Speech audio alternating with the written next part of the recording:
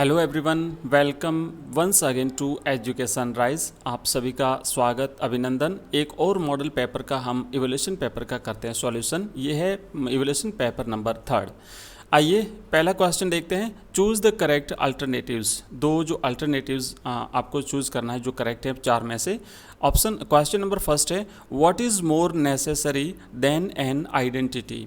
ये जो चैप्टर है उसमें जो लोग थे, है ना, जो सीमापुरी में रहते थे, तो उनके लिए लॉस्ट स्प्रिंग से लिया गया है। उनके लिए क्या ज़रूरी था, अपनी आइडेंटिटी से ज़्यादा क्या ज़रूरी था। ऑप्शन एक है फूड, ऑप्शन बी है फील्ड, ऑप्शन सी है रिवर्स एंड ऑप्शन डी है वाटर। तो उन लोगों के लिए अपनी आइडेंटिटी से ज़्यादा ज़रूरी जो है वो फूड था, क्योंकि उनके पास राशन कार्ड था। बाकी उनके पास आइडेंटिटी का कोई प्रूफ नहीं था, लेकिन राशन कार्ड था जिससे वो भोजन प्राप्त कर लेते थे। और इसलिए कहा गया लेखिका ने कि उनके लिए भोजन जो है वो ज़्यादा ज़रूरी था अपनी पहचान से।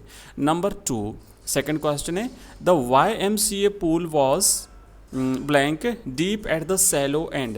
ये जो YMCA पुल था वो जो सैलो एंड था ना, उतला हुआ भाग, जहाँ कम गहरा भाग था, वहाँ पर कितना गहरा था।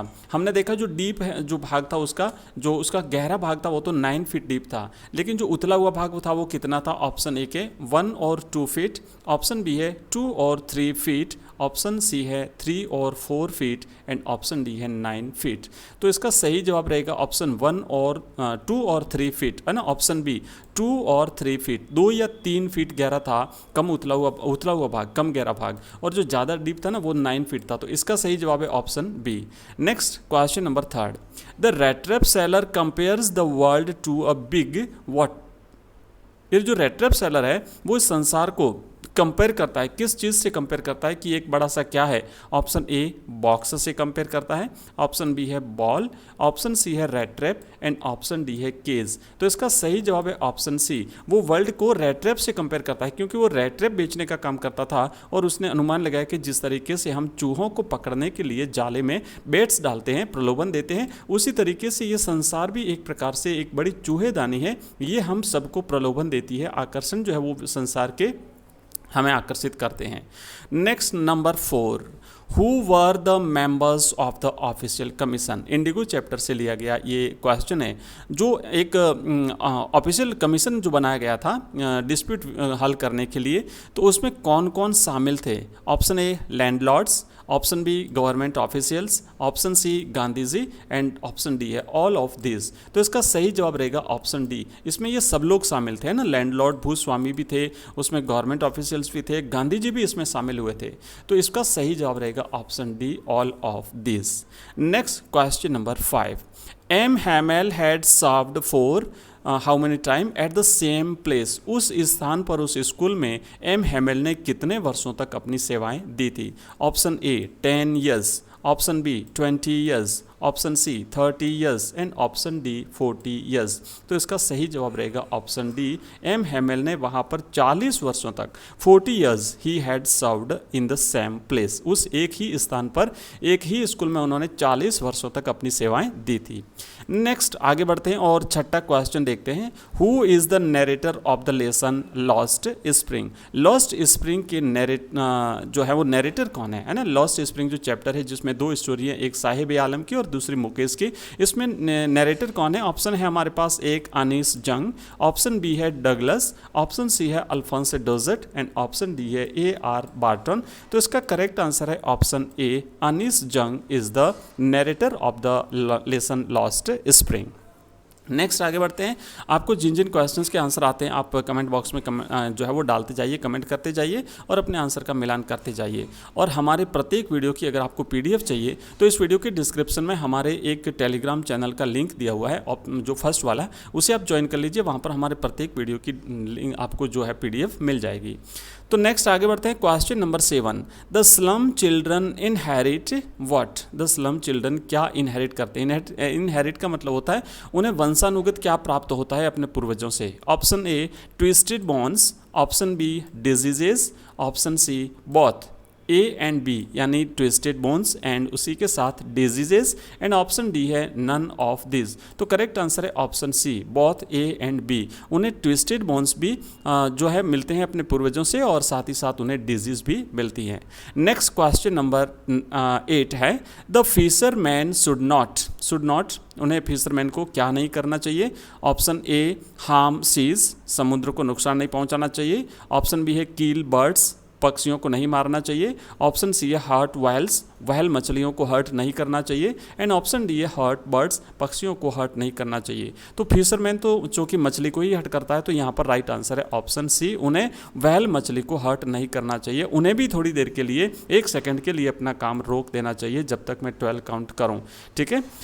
कीपिंग क्वाइट में से ये लिया गया क्वेश्चन है। Next question number 9, what does the poet mean by mighty dad? Mighty dad से कवि का क्या तात्पर्य है यहाँ पर? एक बात मैं और बता दूं आपको कि एक स्टूडेंट ने कमेंट किया था कि सर जो है पोइट को पोइट नहीं कहेंगे, पोइटस कहेंगे, कमला दास वाला जो चैप्टर था माय मदर एट 66। तो मैं आपको बता दूं कि जो फीमेल पोइट होती है ना, फीमेल जो होती है ना, उसको पोइट भी कहते हैं और उसे पोइटस भी कहते हैं, ठीक है। आप लोग कंफ्यूज मत होइएगा। आगे बढ़ते हैं। यहाँ पर माइटी डैड किसे कहा गया है? तो ऑप्शन एक है पावरफुल एंसेस्टर्स, ऑप्शन बी है पावरफुल पर्सन्स, ऑप्शन सी है great persons, and option D है नोबडी। तो यहाँ पर इसका सही आंसर रहेगा पावरफुल पर्सन्स, ठीक है। Option B is the right answer.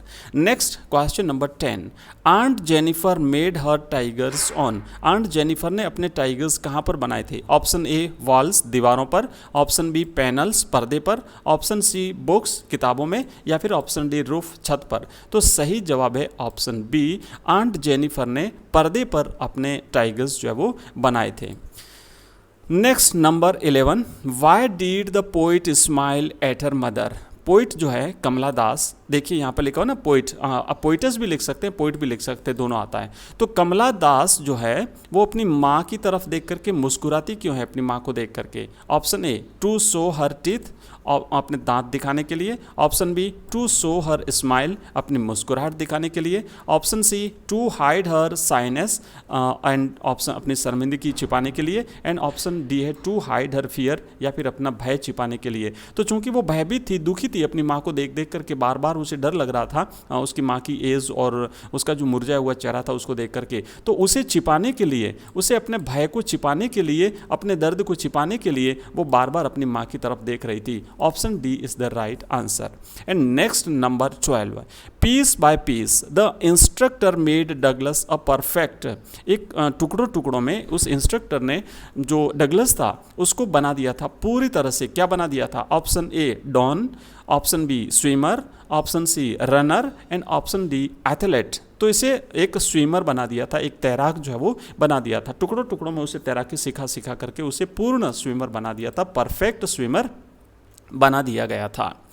Next number 2, अब हम करेंगे ये जो कंबाइन करने वाले सेंटेंसेस हैं, ठीक है। Combine the sentences using the words given in brackets. Option A, first है A, can you remember the time. Next है योर ग्रैंडफादर डाइड। क्या तुम्हें पता है तुम्हारे दादाजी का जो ऑफ हुए थे वो समय तुम बता सकते हो? हमें यहाँ पर वैन से जोड़ना है। वैन यानी कब, तो वैन यानी कब और वैन यानी जब, ठीक है। तो यहाँ पर एक एक हम इसे इस प्रकार कंबाइन करेंगे। Can you remember the time when, ठीक है, उसके बाद ये क्वेश्चन मार्क हटा देंगे।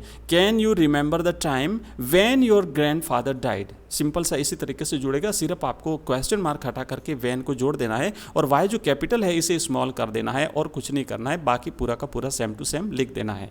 Number 2, this is the boy all like him, और इसे हमें जोड़ना है हुम से। हुम यानी जो या जिसको, ठीक है। तो दिस इज द बॉय, ये वही लड़का है, ऑल लाइक हिम जिसे सभी पसंद करते हैं। तो इसे हम इस तरीके से लिखेंगे कि दिस इज द बॉय हुम ऑल लाइक, ठीक है। हुम आएगा, यहाँ पर ये फुल स्टॉप हटेगा और लगाएंगे हुम। दिस इज द बॉय हुम, उसके बाद आएगा ऑल, ए कैपिटल है स्मॉल हो जाएगा, और उसके बाद आएगा लाइक, और ये हीम हट जाएगा, ठीक है। यहाँ पर फुल स्टॉप लगेगा, लाइक के बाद में फुल स्टॉप लगेगा, हीम हट जाएगा। तो इस तरीके से ये सेंटेंस बनेगा। नेक्स्ट अब हम आगे बढ़ते हैं और नंबर 3 करते हैं। Fill in the blanks by choosing words given in brackets. Brackets में जो वर्ड्स दिए हुए हैं इसका यूज करते हुए हमें इनको फिल करना है।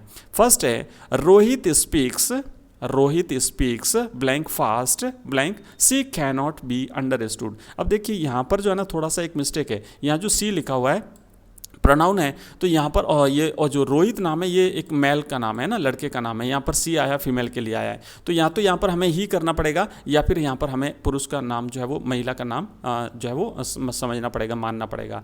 तो यहाँ पर जो है ना हमें क्या करना है कि रोहित स्पीक्स, रोहित इतना फास्ट बोला है ना, सो फास्ट कि उसे समझा नहीं जा सका, तो आएगा सो दैट, यहाँ पर भी सो दैट आएगा। Rohit speaks so fast that, so यहाँ पे आएगा, उसके बाद आएगा फास्ट, उसके बाद आएगा दैट।